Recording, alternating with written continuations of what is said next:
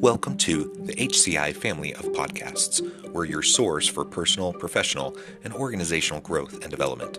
We share our own original research, explore industry trends, and interview executives and thought leaders from across the globe. Join us for practitioner-oriented content around all things leadership, HR, talent management, organizational development, and change management. Maximize your personal and organizational potential with the HCI family of podcasts.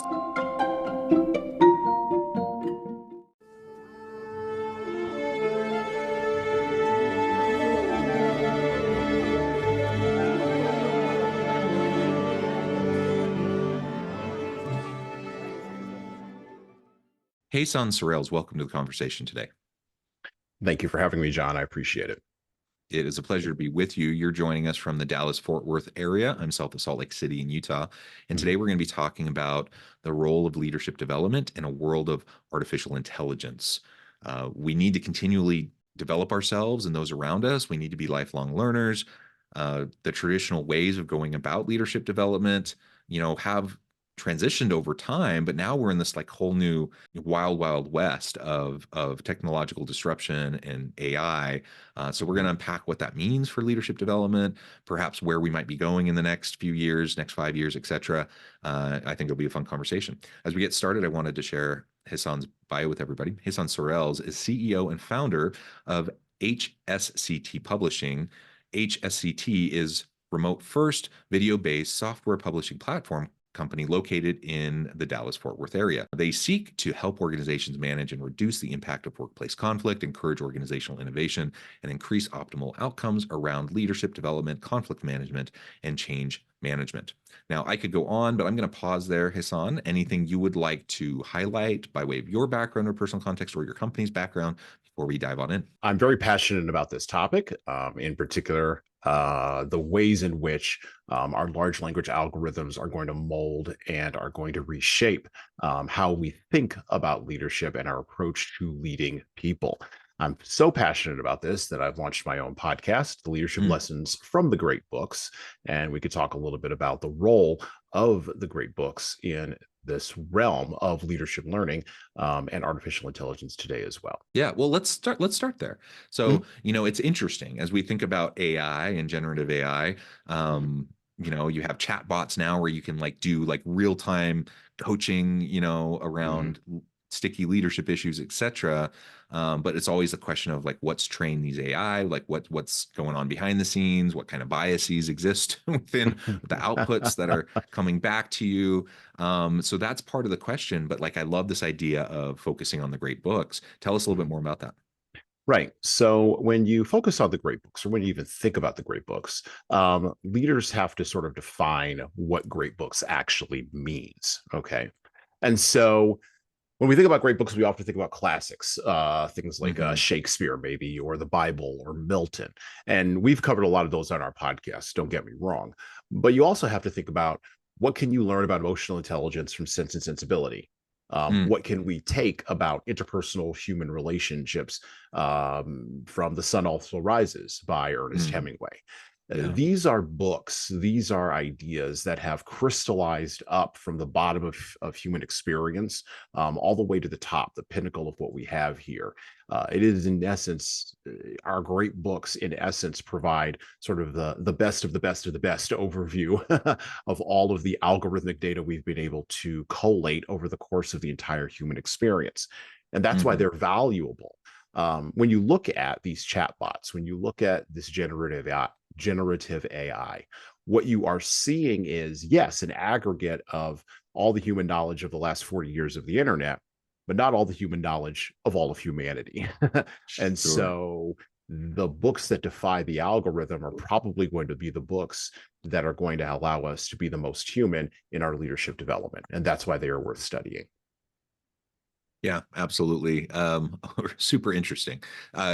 You gave a few examples, and I don't want to overly simplify what you just said, but I think whether we're talking about the great books or we're talking about art, literature, cinema, music, whatever the creative outlet may be, I think there's so much that can come from all these different types of artistic expression that we can gain, to help with leadership or a wide variety of other things in terms of our understanding of the human condition and how we relate to people and et cetera, that at least at this time, I don't feel like we're getting from AI.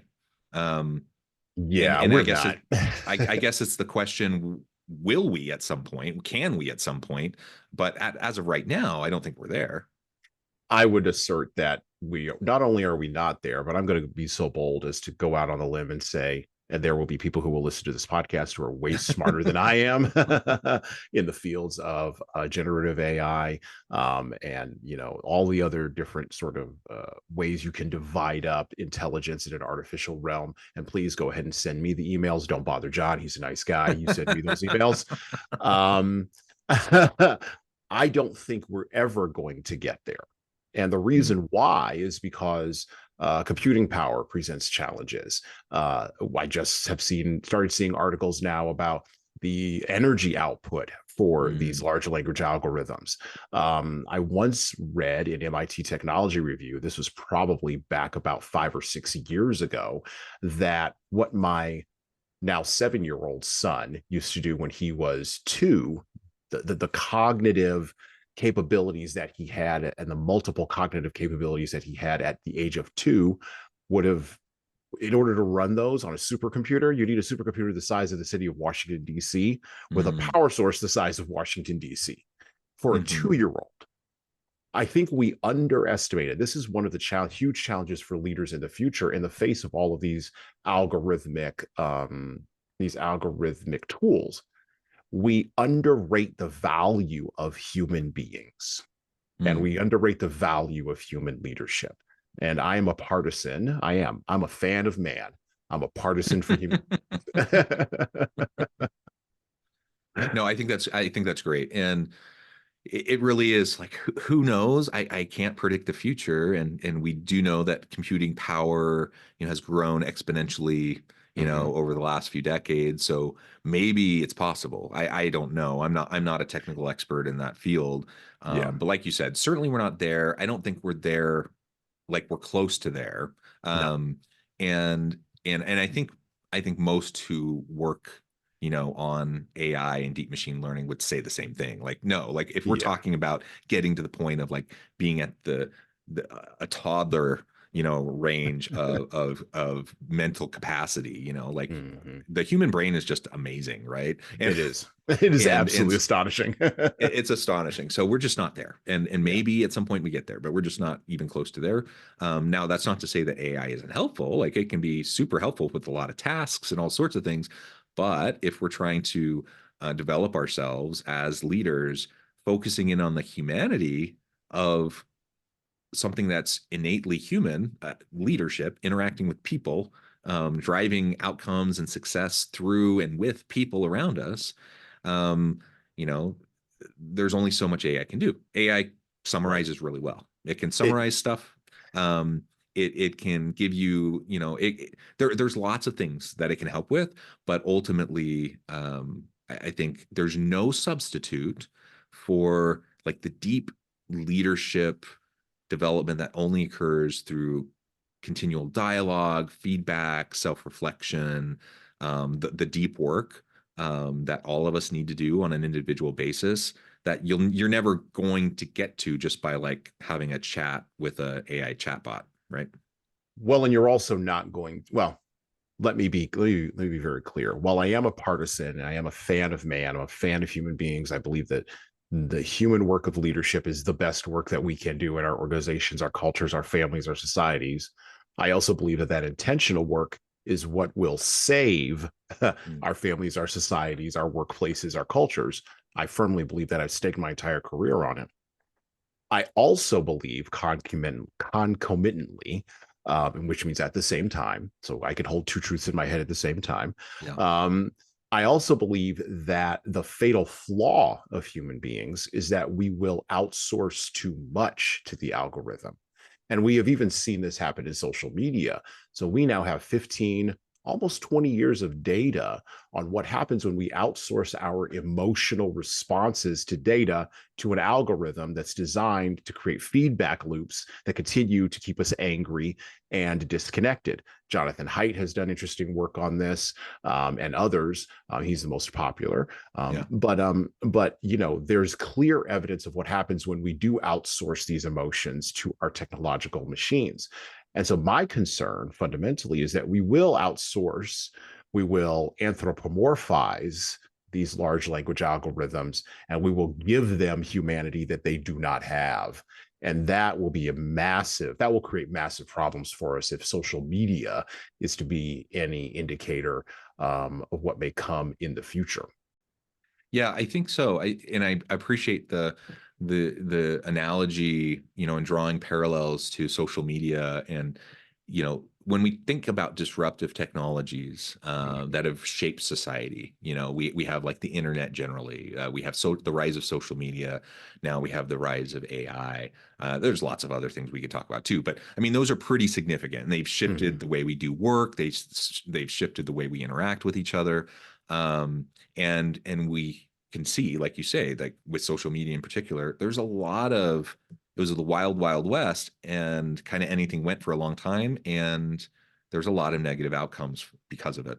And it seems like only over the last few years, like have people really started to really pay attention to that. And that we still don't have a full grasp around it. Like we still don't really know what to do with it, but at least there's a little bit higher level of awareness around it. So that's something. And I do appreciate when I see, the conversations around ethical AI, et cetera, like people are trying to learn a lesson from like what we didn't do well with social media, but yet we still are repeating a lot of the same types of mistakes.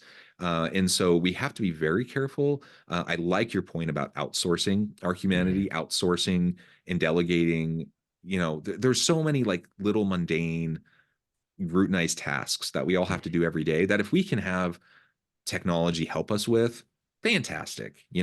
That's been how it's always been, since the dawn of the Industrial Revolution, even before, like throughout all of human history. We come up with ways to do things more effectively and efficiently and easier, and that will always be the case. So we're not arguing against something like that, but and using technology to help us do our work better is wonderful, but we have to be very careful about outsourcing our decision making to AI, outsourcing our creativity to AI, and those sorts of things. And leadership is a fundamentally human project.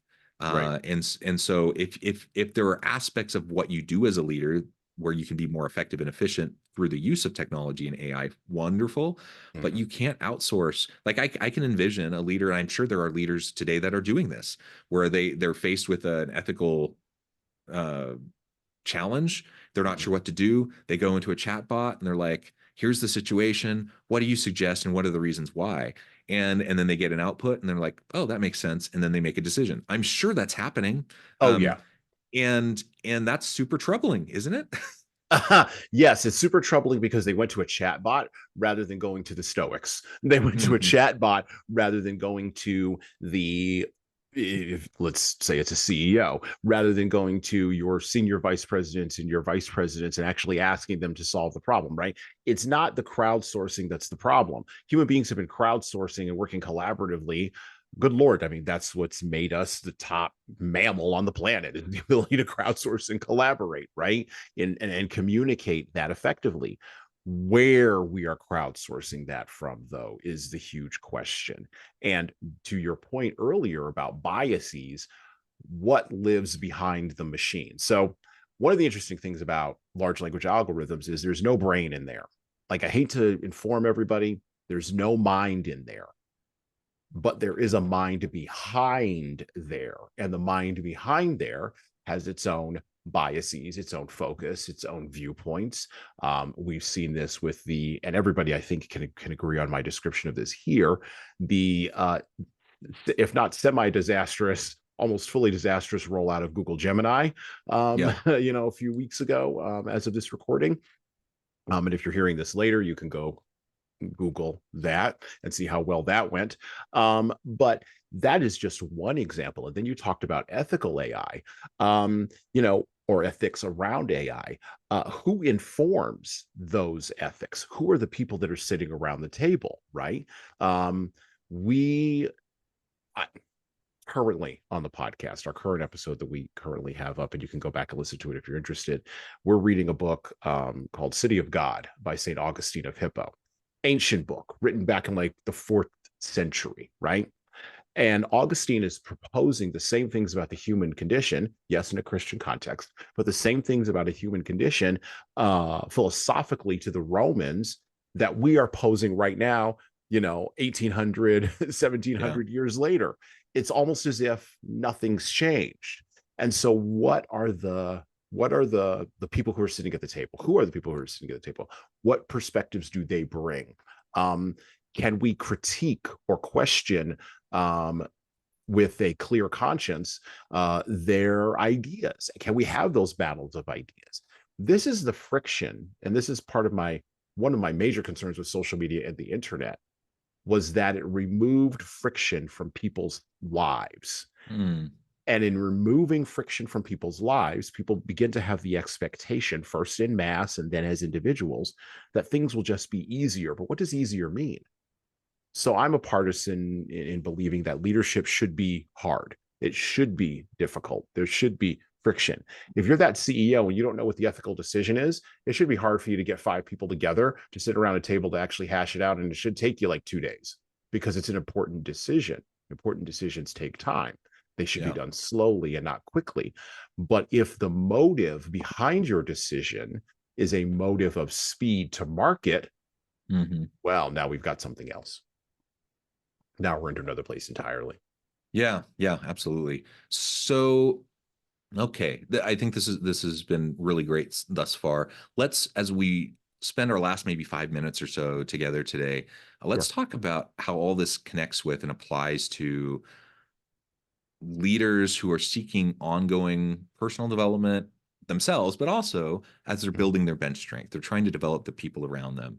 And what's the leader's role in maximizing the human capital of their team, in their organization, in society at large, and how does that connect back to these kind of philosophical conversations around the use of technology, AI, and leaning into the humanity of leadership? Well, first off, I believe that leaders should, that's a great question.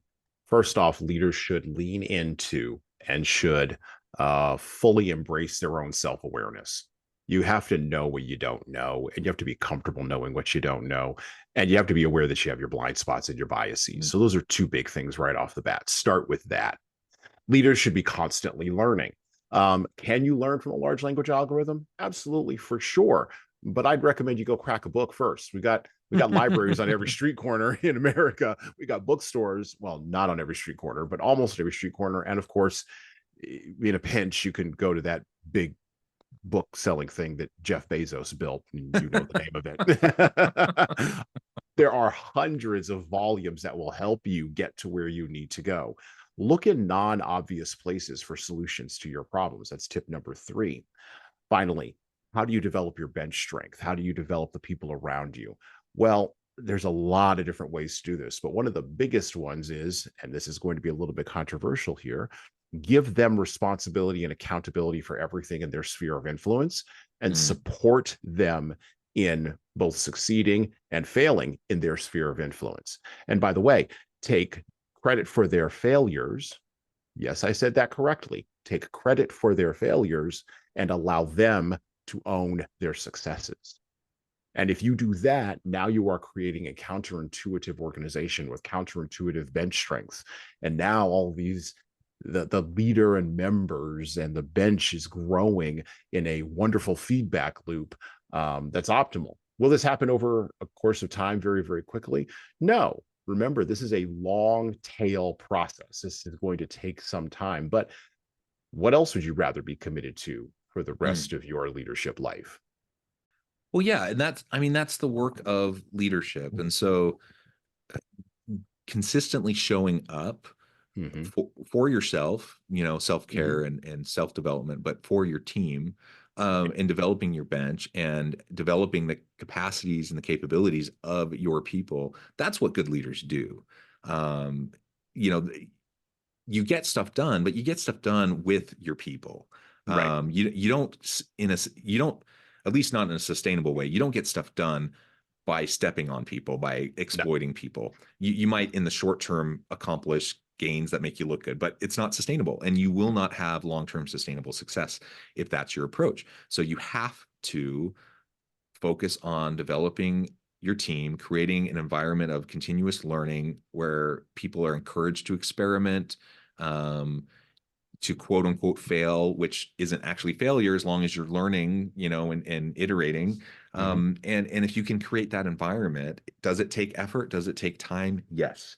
Uh, can you be more like speedy and efficient when you start to outsource some of those like daily consistent pieces? Of course you can, like in the short term. In the long term, I think you're way less effective and efficient and productive because all these other problems emerge because you're Mhm. not paying attention to what needs to be paid attention to. For every problem you solve quickly, 12 other problems will arise. That's usually the Absolutely. ratio that Yeah, you need to solve absolutely. slowly. And so, again, this idea of speed, along with the idea of a lack of friction, is one of these ideas that's been brought to us by our technological prowess. But our technological prowess is no substitute for emotional prowess. And Hmm. that is the thing that that many of us are confusing and are substituting, which gets back to my thought of I am concerned about the anthropomorphization of our Yeah. data and of our algorithms because it's just so easy for us to slip into that slipstream. So part of being a leader in the future with these algorithms, with this machine learning, is going to be being disciplined in understanding exactly what it is that are the things that humans need to do where there needs to be friction, and exactly where the things are where there does not need to be friction, and being able to separate those two effectively. Yeah, yeah, well said. Well, hey, son, this has just been a great conversation. I know at the time I need to let you go here in just a minute, but before we wrap things up, I wanted to give you a chance to share with the audience how they can connect with you, find out more about your work, your team, and then give us the final word on the topic for today. Absolutely. First off, I want to thank you very much for inviting me on the HCI podcast. John, you're doing great work. I want you to keep it up, keep going. This is a fabulous opportunity. And again, I want to thank you for it. If folks want to get a hold of me, they can always check us out at leadershiptoolbox.us. That's our website. That is the core product of HSCT Publishing. Our leadership toolbox features 12 modules, which go through the 12 areas we believe that every leader should know something about in order to be more intentionally effective and to apply leadership practices intentionally. So you can check that out at leadershiptoolbox.us. Please feel free to connect with me on LinkedIn. You can search my name, Jesan Sorrells. You can always send me a direct message there. You'll, of course, find my email contact there. You can always reach out to me about anything you've heard me say today on this podcast. And finally, I would encourage you to listen to our podcast, the Leadership Lessons from the Great Books podcast, because reading great literature is better than reading and trying to understand yet another business book, even the business book I wrote. So go ahead and Yeah. check that out on iTunes, Spotify, YouTube Studio, no longer Google Podcasts. That's that's defunct. And iHeartRadio and Pandora and everywhere where you pick up podcasts as well. So go ahead and check that out and leave a 5-star review if you like it. Wonderful. Hasan, thank you so much. It's been a real pleasure. I encourage the audience to reach out, get connected, find out more about what Hasan can do for you. And as always, I hope everyone can stay healthy and safe. They can find meaning and purpose at work each and every day. And I hope you all have a great week.